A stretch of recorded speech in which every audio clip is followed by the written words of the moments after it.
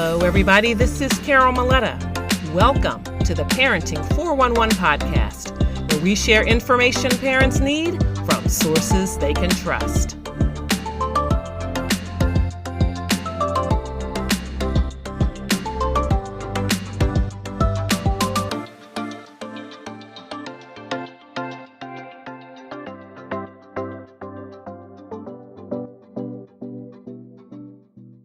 In this age of social media, it is not hard to find someone offering parenting hacks, fun mommy and me activities, and recipes, and all the things. And, thank God for all of it. It can be entertaining as well as informative.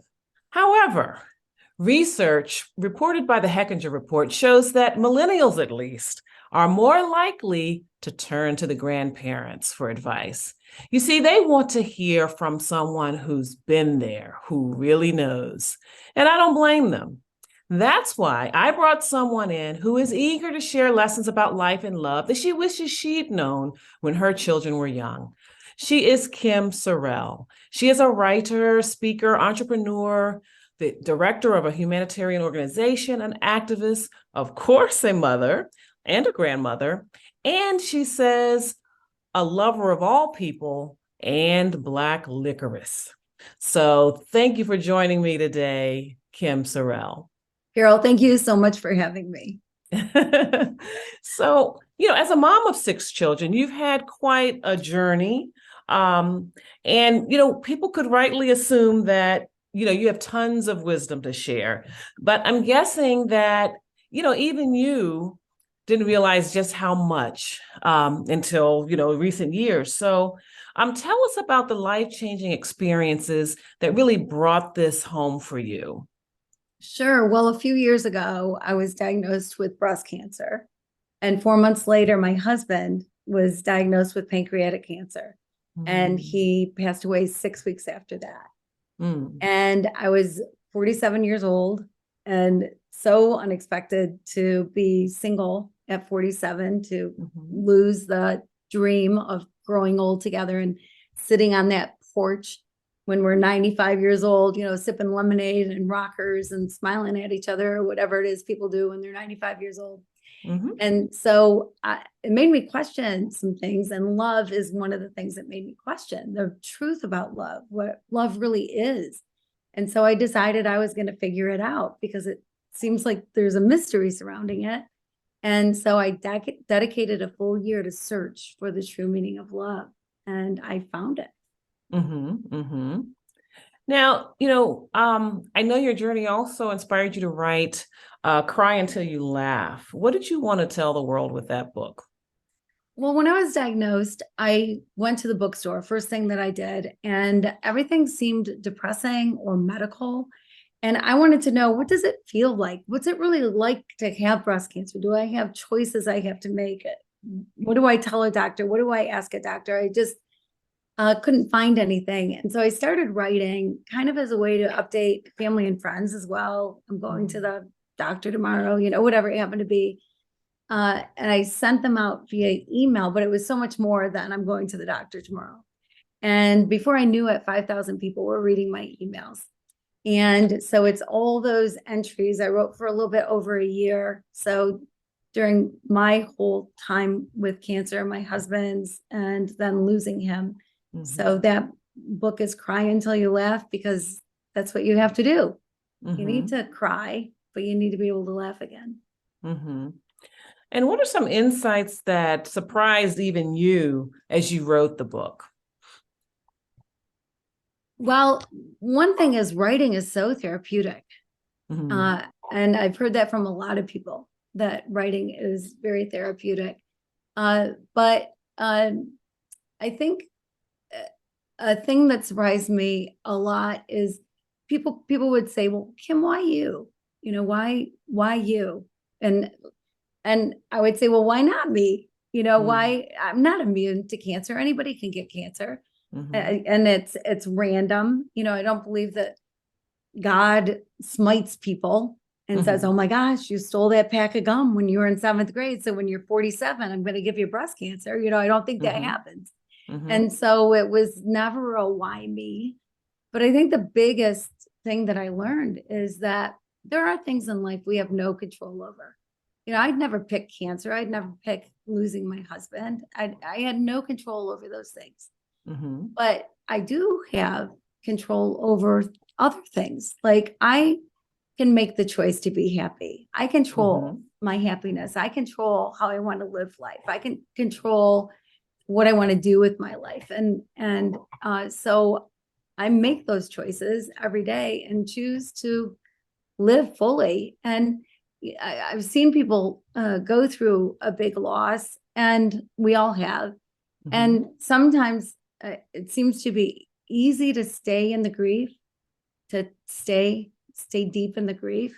Mm-hmm. And almost like you need permission to laugh again. Like people that feel like they're dishonoring whoever's gone if they're enjoying life, because the other person's not enjoying life anymore. And so it's dishonoring to them. But I think the opposite is true. I think it honors the person you lost by living fully, and that is honoring to them.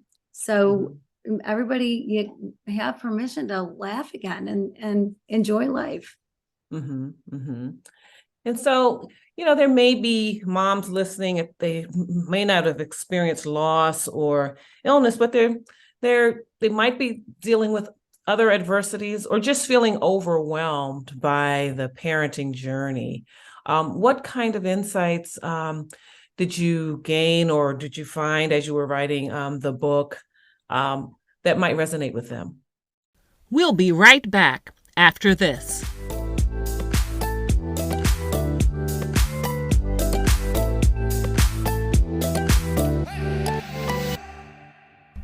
You love your kids.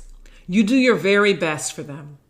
But sometimes it feels like it's just not enough. And you're so sure you're the only one who feels this way. The truth is, you're not alone. It is also true that there are some things you're doing quite right. And there's a community who would love to exchange ideas with you. I'm Carol Maletta, creator of the Parenting 411, a portal for parents where I share information parents need through webinars and masterclasses. And not only that, the parents there support each other on this amazing journey in the Parenting 411 community group on Facebook. I can't wait to meet you in the community.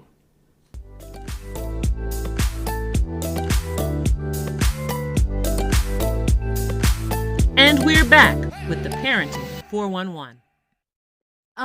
Well, so many with love is in particular, so many things about love that I figured out that I wished I knew. And when I dedicated the year, I decided I was going to use this 2,000-year-old poem that you hear at a lot of weddings. Your eyes kind of glaze over because you hear it so much.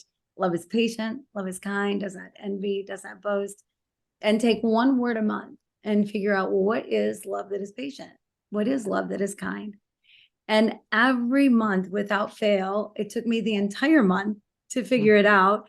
And every month without fail, there was some big thing that happened that brought me to the realization, like I was chased by a motorcycle gang. I slept outside with tarantulas and snakes, and just whatever, something would happen. And then I'd go, oh, aha, now I get it. And so right out of the gate, the very first word, love is patient.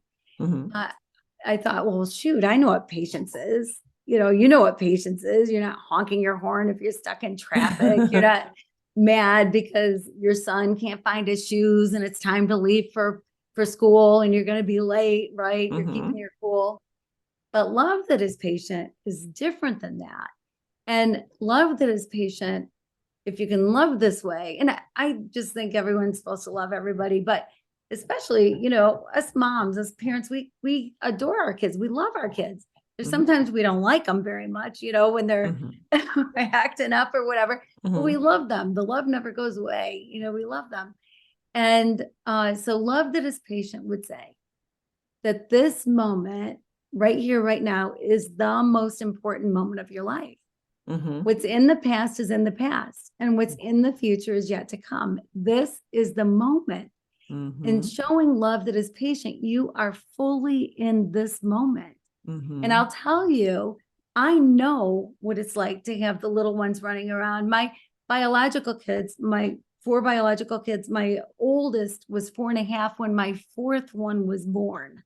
So it Mm. was a while. I was outnumbered. We were outnumbered, and it was chaos, right?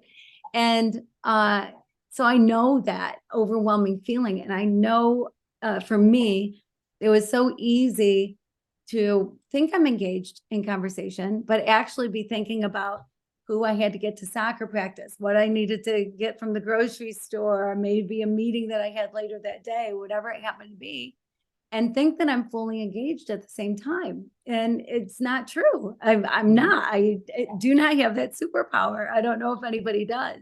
Mm-hmm. So when I started practicing, and trust me, it took a lot of practice Mm-hmm. because I was wired so differently than this. But when I started practicing, really being present in the moment, showing that love that is patient, everything changed for me because I Mm-hmm. actually heard what people had to say. I Mm-hmm. actually listened, my ears opened up.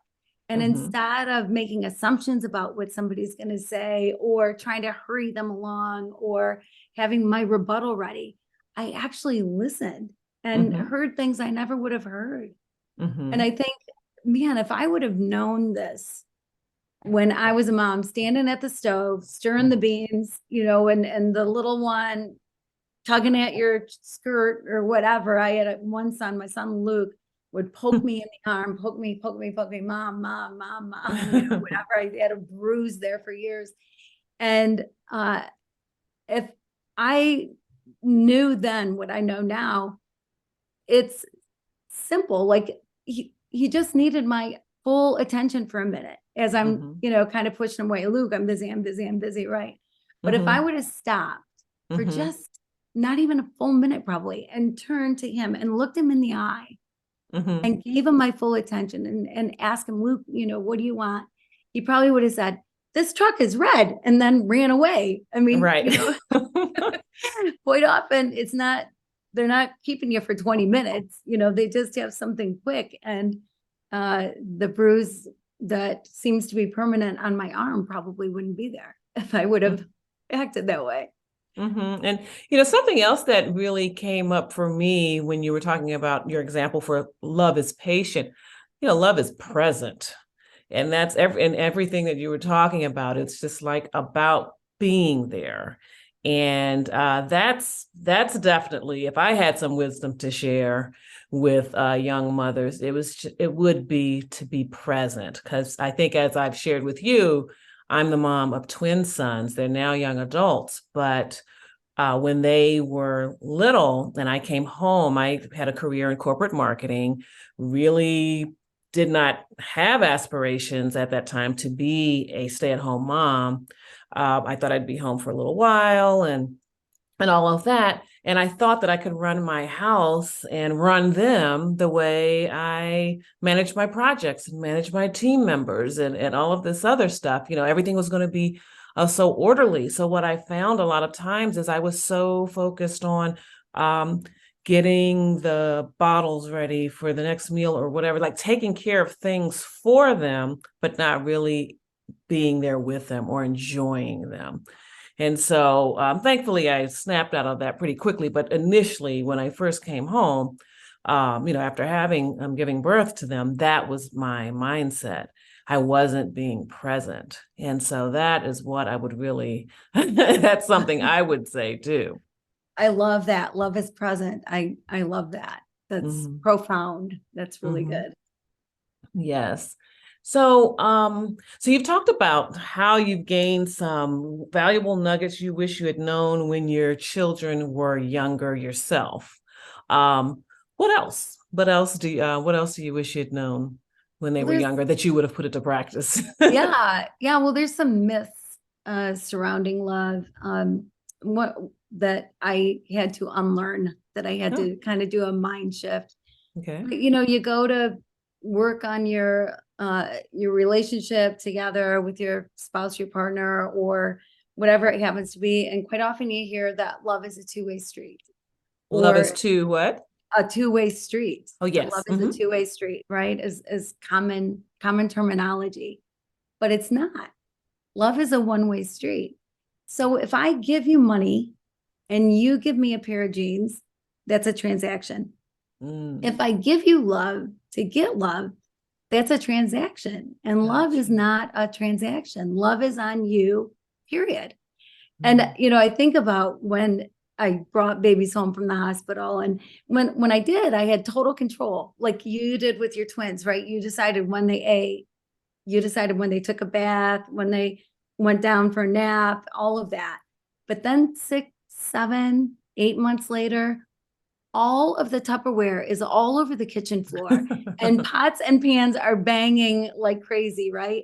And you realize you have lost all control and you will never get it back again. Isn't that the truth? We control nobody but ourselves. We Right. control nobody but ourselves.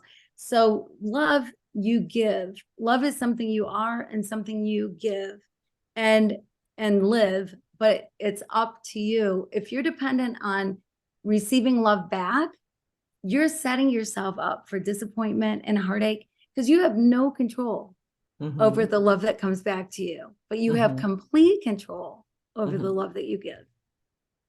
I like that. I like because at first when you were saying you were starting off with love is a two-way street and you're saying, but it's not. And I was like, it's not. So I like the way you described it. Yes, I definitely like the way you described it. It's really about you and holding yourself accountable to being loving toward others and not worrying about what you're going to get back. And honestly, when you're giving it sincerely without expectation, it usually does come back to you because it's received that way. It's received in its sincerest form. That's so true. Love is special that way that, chances are you're going to get it back, but don't give it to get it is right. the important distinction, right? Yeah.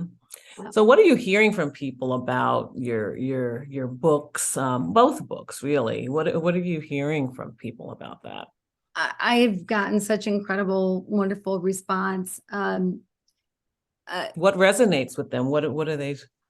Well, like I've gotten emails from couples that have stayed together after reading my book, read my book together, and then stayed together. That Okay. we're thinking about not staying together, or people that are buying the book for their whole family, for their adult children, and then doing a Zoom once a month, reading a chapter a month and doing a Zoom once a month.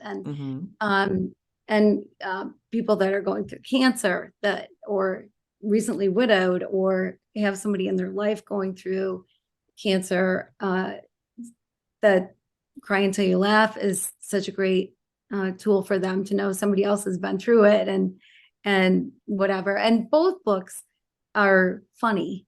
So they're not super serious, but they're real at the same time. So like, love is not a rainbows and unicorns kind of a book. I mean, it's I tell the stories, the nitty-gritty stories. I was mostly in Haiti when I was working on it. And so that added an element of things. And so I tell the stories of what happened and that led me to the realizations about love. And so I wonder too, now, you still had children at home when your husband passed away, right? I didn't. No, Okay. my kids, my youngest was getting his undergrad at the time. Okay. Okay. And so because I was wondering what that might have been like, That's yeah, sorry. That's so interesting that you would bring that up because, it's always nice when you're going through something to meet other people who are going through it or have been through it, whatever. So you can relate in a whole different way. And so I got together with this group of women that had all recently lost their husbands. I met this wonderful group of women. There were 6 of us, I think. I was the only one without kids at home. And I would look at them and think, oh my word, how do they do it all alone now, whatever. But I found out they would look at me and go, oh my gosh, she's all alone. We have Mm-hmm. our kids. We have our kids to be there for us, and they're there 24/7, or they're there, after school, whatever. And how is she doing it just being all alone? Mm-hmm. So, your experience is your experience, and Mm-hmm. and either way, I think it's tough to imagine the other's Mm-hmm. life, and Mm-hmm. having to deal with what Mm-hmm. you have to deal with. Right. And with that example, even of you meeting in a group with people that had similar experiences, you bring up the importance of community. And I think that's another important resource for parents of young children or school age children or what have you. To definitely have a community, whether it's the parents of your children's friends, or at school when you're involved in activities, people you may work on committees with the parent teacher association, or sports parents, things like that, or actually join mothers groups. There are plenty of them. I was involved in two at different points, different stages. And I think community is important as well. I totally agree with that. Connecting with other people. I remember when I only had a couple little ones, and my first two, 16 months apart. And I had a neighbor who Hmm. had two kids at the time too, and pregnant. We were both pregnant with our third.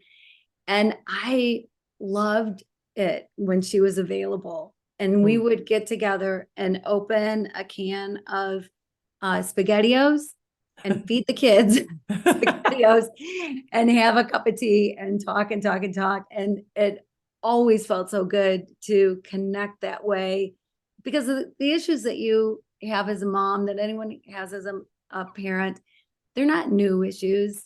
Someone's True. been there, someone's done that. And so drawing on their wisdom and Hmm. experience, you just can't beat it. And commiserating too Yes. sometimes is Yes. kind of nice to say, oh my gosh, I'm not the only one that never gets any sleep because I've got baby twins, right? Yes, I can't thank my community enough for just how they held me up and supported me. And I like to think I supported those moms as well during that journey. It really does. It takes a village. It really does. It does. There's no doubt. Hmm. We'll be right back after this.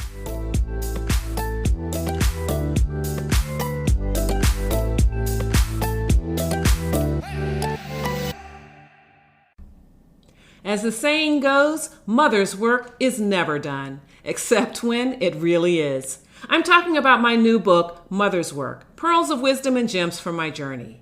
I share my transformation from an outmanned, overwhelmed mom of twin boys to a parenting strategist and consultant, and being honored as DC Mother of the Year by American Mothers Incorporated. In Mother's Work, I tell you about the 7 guideposts that kept me anchored as I weathered the peaks and valleys of motherhood. Grab your copy at carolmaletta.com/motherswork.